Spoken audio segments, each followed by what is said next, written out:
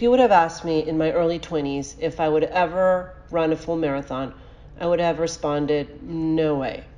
No way would I ever run a marathon.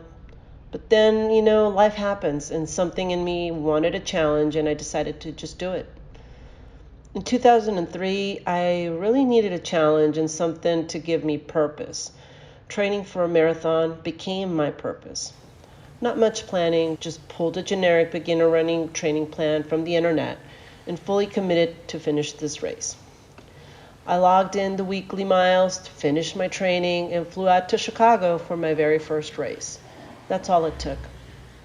Fast forward 18 years, I'm proud to say that I have been able to accomplish a number of races, a couple of marathons, 6 to 8 half marathons, and numerous shorter distance races. Full disclosure, I am a running enthusiast. This means that I run for the mere pleasure of running. I never look at my pace or cadence or do any special kind of drills. That's more for the devoted kind. I'm just in it for the fun of crossing the finish line. Still, to this day, I just pull my tried and true Hal Higdon training programs, and that has seen me through race after race. So here's the thing. If you've ever wondered, or better yet, told yourself that you can't run a long distance race such as a full marathon, a half marathon, or just any type of race, and you've literally passed up opportunities to do one because you don't think that you can do it, then I'm here to tell you that you absolutely can. Obviously, there are different circumstances for everyone, and some may not be physically able to do one. But let's be honest, there are many individuals that can. Now, if you find yourself itching to take on the challenge to run your first half marathon and literally getting off your couch and crossing the finish line at this point in your life, then you need to stick around because I'm not only going to tell you that you can do it, but I'm also going to tell you exactly what you need to know before you get started. Let's get to it.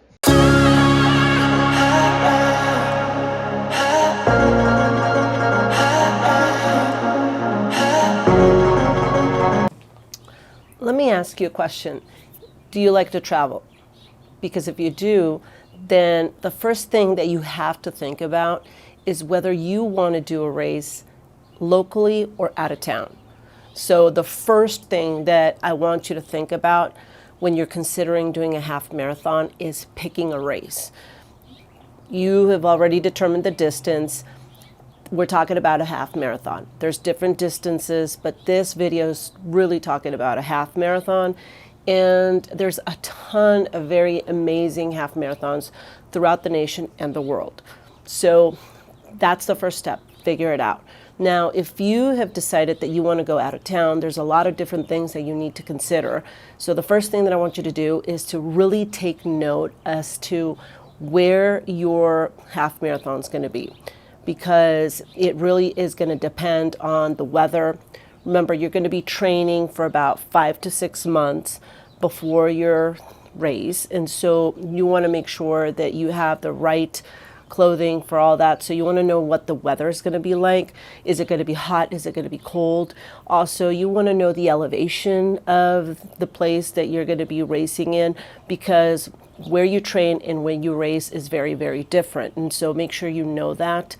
So take note of those things. Also, go ahead and once you decide what race you're going to do, figure out through the race's website all the details pertaining to the actual course itself.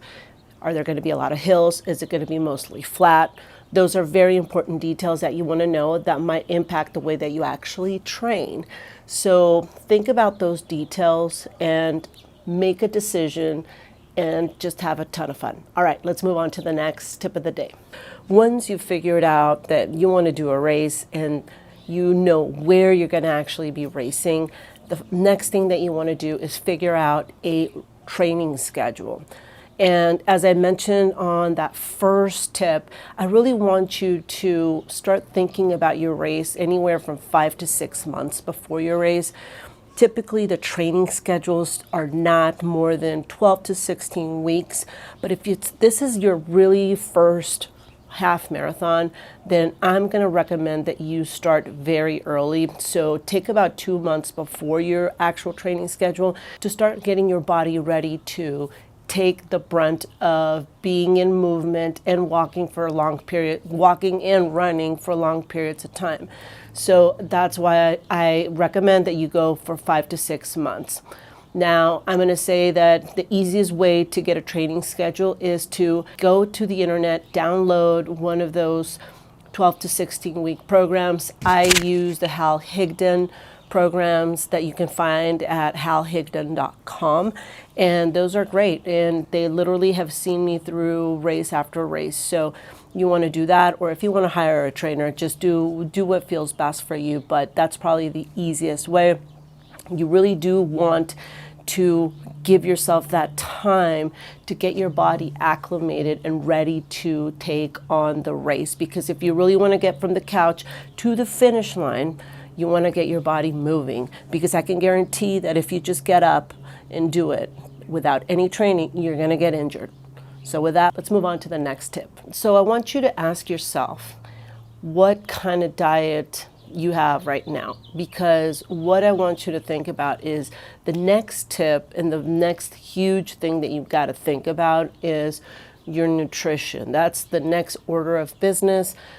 And what I want you to really think about is you're going to be running, you're going to be walking, you're going to be moving for long periods of time. And so that basically means that you're going to need a lot of energy. And food is energy. So you're going to have to fuel your body properly to make sure that you have sufficient energy to complete your race. But here's the thing. I want you to remember these next few tips because they're so crucial. Number one, you want to make sure that your diet is very well balanced and that you have sufficient macronutrients to fuel your body. So you want to be able to have carbohydrates, proteins, fats, all of the above to fuel your body properly. So the next thing that I'm going to recommend is that you do not try any fad or experimental diets while you're training for your half marathon. So that means that I don't want you to exclude any macronutrients from your diet. You need to have a well-balanced diet, so you need to keep it simple. The next thing is just make sure that you don't overeat, because you are going to be burning a lot of calories, especially that last month before your race. But what happens is that when we go on our long runs, we feel like we have a license to eat. And yes, we've probably earned some of those calories, but if you overdo it, you will put on some pounds. So if you don't want to gain weight, if that's not your goal, then just be sure to be mindful of those calories. You only need enough to fuel yourself. You don't need enough to eat for a couple of people. So just be aware of that. And then the last thing in terms of that nutrition, I want you to hydrate. You need to hydrate before, during, and after your training, because it is so important to keep your body very well hydrated.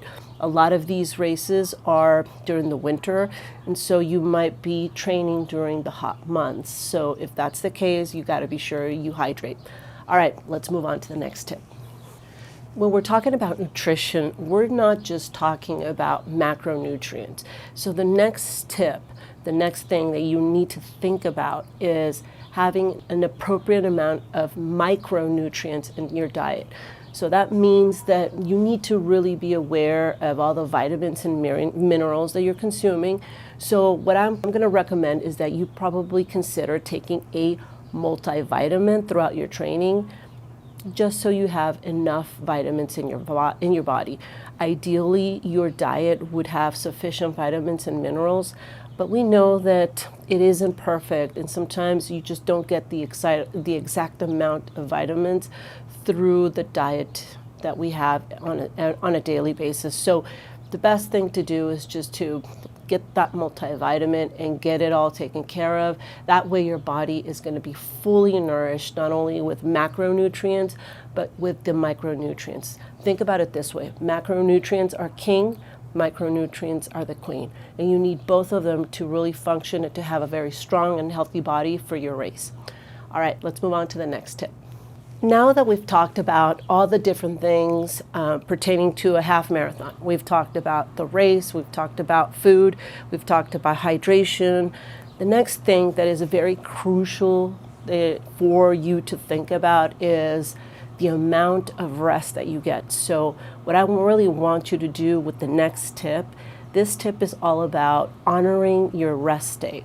It is so important for you to put in the miles. So we've got the training schedule that we've pulled up, and we're going to be logging in the miles to make sure that we're ready for race date.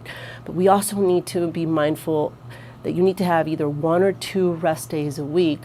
That way your body really nourishes itself and gets ready for the race itself. So that's number 1, making sure you honor those rest days. Now, on a daily basis, I need you to really focus on getting as much sleep as you possibly can. I know that some people like to sleep in. That's great. Try to get at least anywhere from 7 to 9 hours of sleep.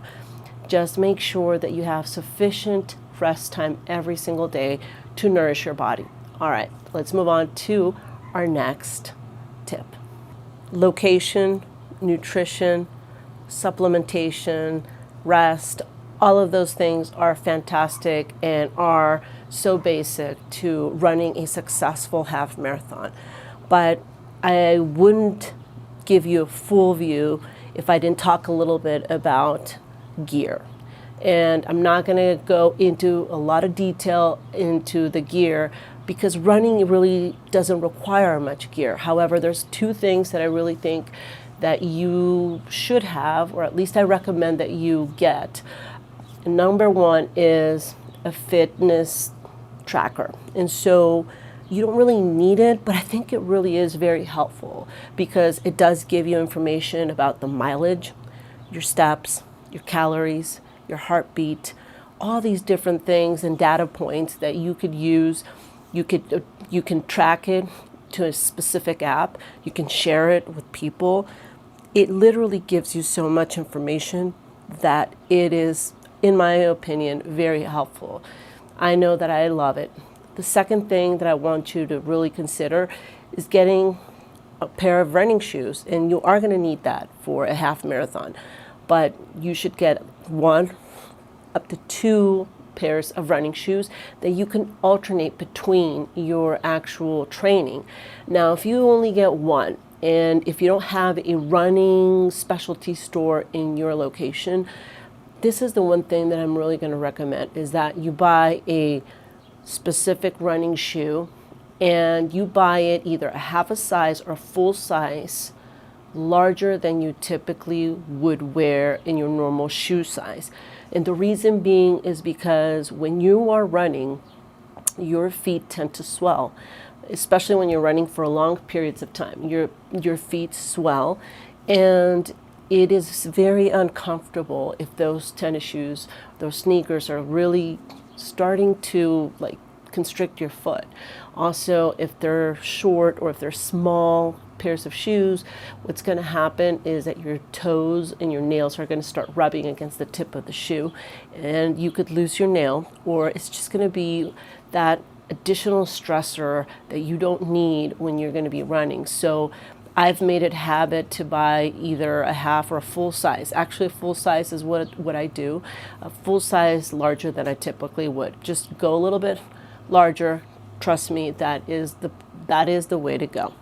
All right, now for the bonus tip that you have been waiting for and that you have stayed for. So if you've gotten to this part of the video, I really thank you so much for listening to everything that I've had to say. But I've left the last tip for you because I really feel that with this tip, you are going to enjoy your running experience so much more than you would have even thought about. So what I want you to do, this is the bonus tip. I want you to join a running club. And here's the thing. If there are no running clubs in your region or in your location, then create one. If you can, go and create a group through Meetup, or find like-minded individuals, just 1 or 2 like-minded individuals that you can call on to go out for runs. And the reason being is there's something about joining a community and really partaking and enjoying each other's company that is so much different than just doing it on your own. And so the other thing that you could do is actually call on some friends. They may not even live in your city, but you can meet up with them either at the race in your city or in the out-of-town race. You can meet up with them and actually partake on enjoying the race with them and then having a great time with them after the race.